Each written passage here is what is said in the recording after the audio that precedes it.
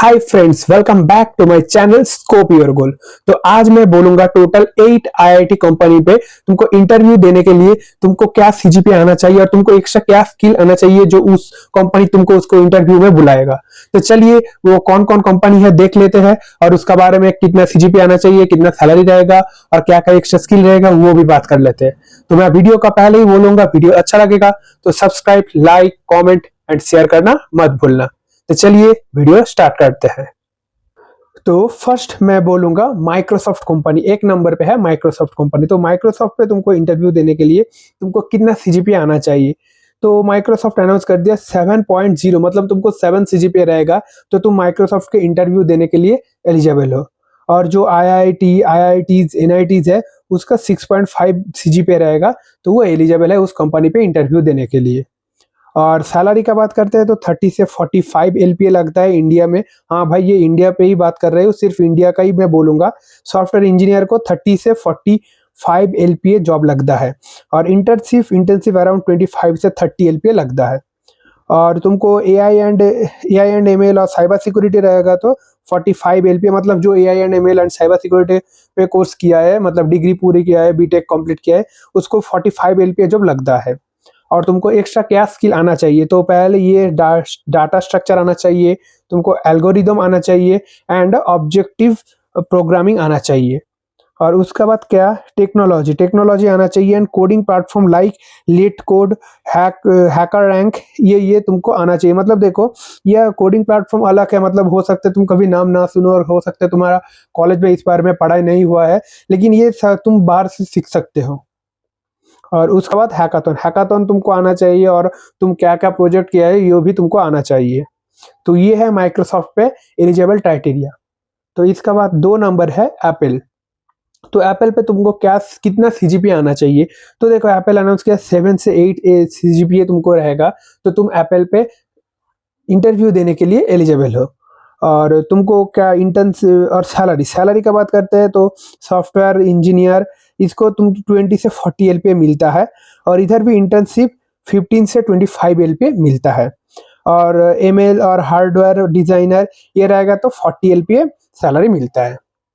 और एक्स्ट्रा तुमको क्या आना चाहिए देख लो, डेटा स्ट्रक्चर आना चाहिए, एल्गोरिदम आना चाहिए, सिस्टम डिजाइन आना चाहिए एंड एप्पल टेक्नोलॉजी जो स्विफ्ट और आईओएस ये तुमको आना चाहिए।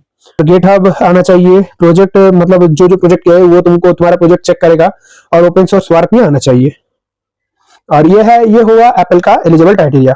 और उसके बाद बात करते हैं अमेजन पे कितना 7.5 सीजीपीए तुमको आना चाहिए और जो एलपीयू का स्टूडेंट होगा उसको 6 सीजीपीए आएगा तो वो एलिजिबल है, लेकिन उसको कोई बैकलॉग नहीं रहना चाहिए। इधर मेंशन है बैकलॉग नहीं रहना चाहिए एलपीयू स्टूडेंट को, मतलब जो इंटरव्यू दे रही है उस किसी को बैकलॉग नहीं आना चाहिए, यही वो चाहता है। लेकिन एलपीयू का जो, क्योंकि ये 6 सीजीपीए मतलब तुमको 60% आ जाता है तो तुम एलिजिबल हो ना, इसलिए इसको बैकलॉग नहीं आना चाहिए, ये टोटल मेंशन किया है।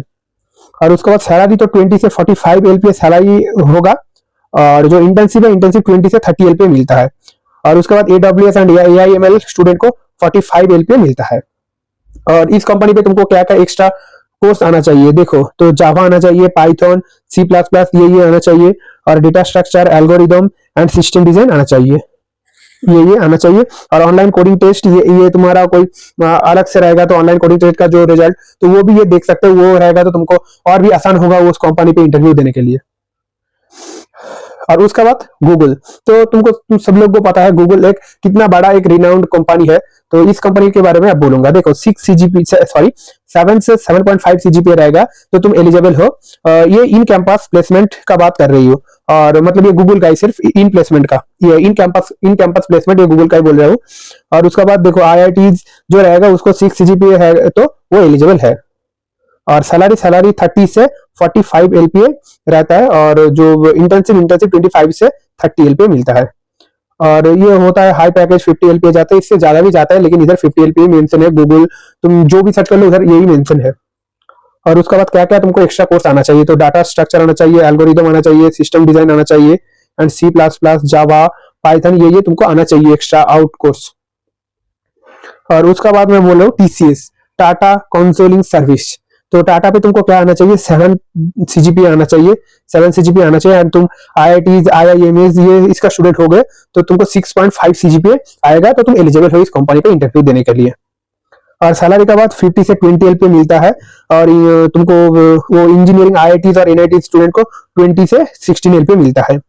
और स्टार्टिंग पे 10 से 12 एलपीए मिलता है। भाई इधर मेंशन है 10 से 12, लेकिन मुझे जो जितना पता है टीसीएस इससे भी कम देते हैं, मतलब 6 से 7 एलपीए देते हैं, मतलब बहुत कम देता है भाई। और उसका बाद है तुमको क्या एक्स्ट्रा नॉलेज आना चाहिए, देख लो, प्रॉब्लम सॉल्विंग स्किल आना चाहिए, और कॉलेज एक्टिविटी और इंटर्नशिप क्या क्या इंटर्नशिप क्या है वो देखेगा।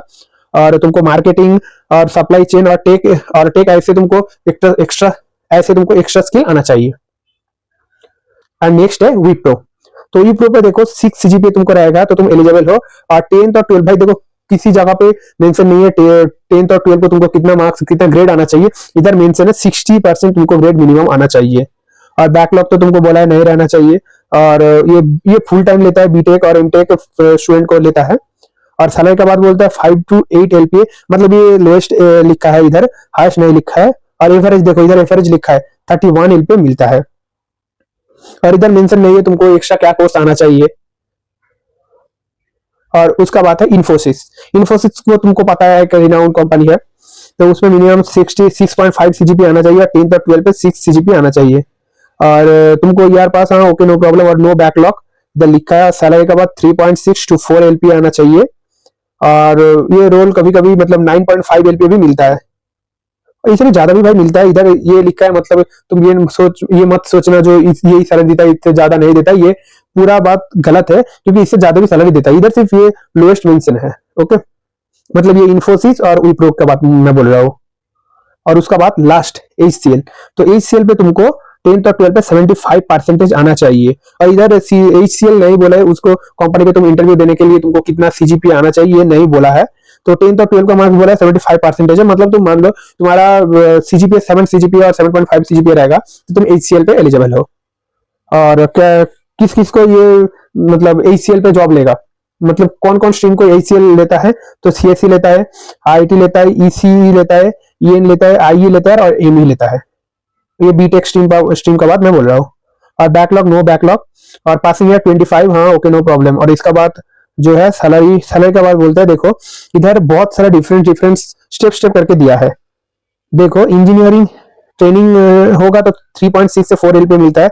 सॉफ्टवेयर इंजीनियर को 4.5 से 6.5 मिलता है। और जो स्पेशलाइजिंग होगा मतलब और कुछ अच्छा होगा, मतलब एआई एनएमएल और ये इससे भी ज्यादा कुछ होगा तो तुमको 8 एलपी मिलता है। मतलब ये लोएस्ट है, हाईएस्ट इससे भी ज्यादा मतलब तुम मान लो 80 से 20 एलपी मिलता है। तो यही हुआ टॉप 8 आईटी कंपनी के बारे में। और यही इंटरव्यू देने के लिए तुमको कितना क्या आना चाहिए सीजीपी और क्या क्या एक्स्ट्रा स्किल आना चाहिए, इसी बारे में मैं आज बोला है। तो ये वीडियो अच्छा लगेगा तो like comment subscribe and share करना मत भूलना। तो चलिए फिर से मुलाकात होगा एक और वीडियो पे, तब तक के लिए नमस्कार, जय हिंद।